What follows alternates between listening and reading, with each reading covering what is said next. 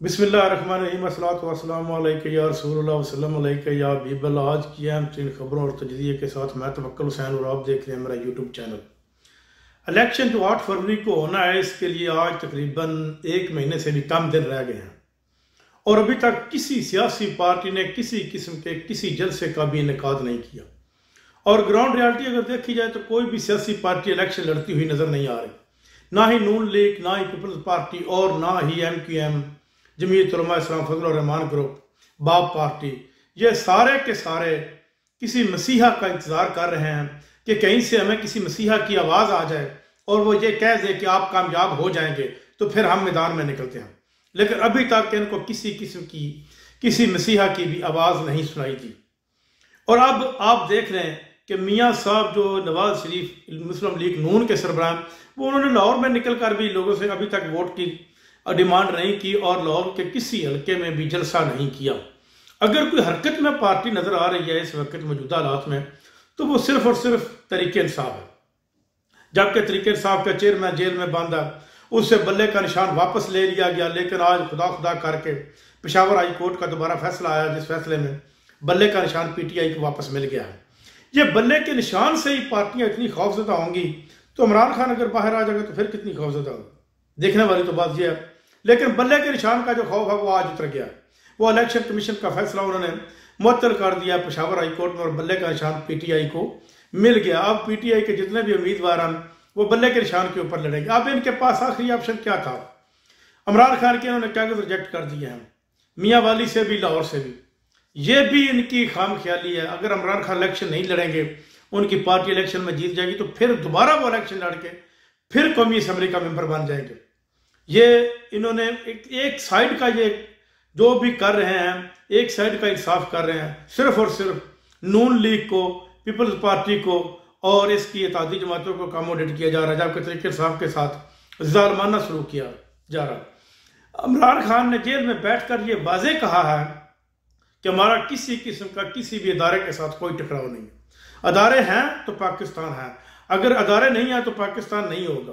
अदारे मजबूत होंगे तो पाकिस्तान मजबूत होगा। इमरान खान तो पहले दिन से वाशगाफ अल्लाह में कह रहा कि अदारों की मजबूती पाकिस्तान की मजबूती के साथ जुड़ी हुई है। फौज हमारी है, हम फौज में से हैं। फौज अगर मजबूत होगी तो पाकिस्तान मजबूत होगा और दिफाई लिहाज से पाकिस्तान की फौज का मजबूत होना भी बहुत जरूरी है।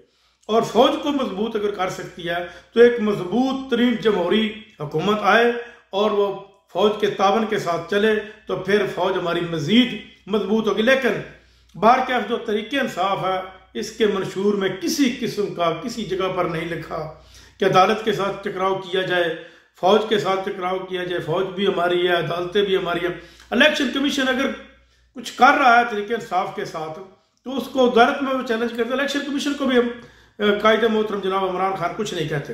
वो इलेक्शन कमीशन की भी हर बात को मनवान तस्लीम कर रहे हैं और उसके केस को वो आगे लेकर चले जाते हैं। हाई कोर्ट में केस करते हैं, सुप्रीम कोर्ट में केस करते हैं, लेकिन उसके खिलाफ भी कोई तोहीन में अल्फाज उन्होंने इस्तेमाल नहीं किए।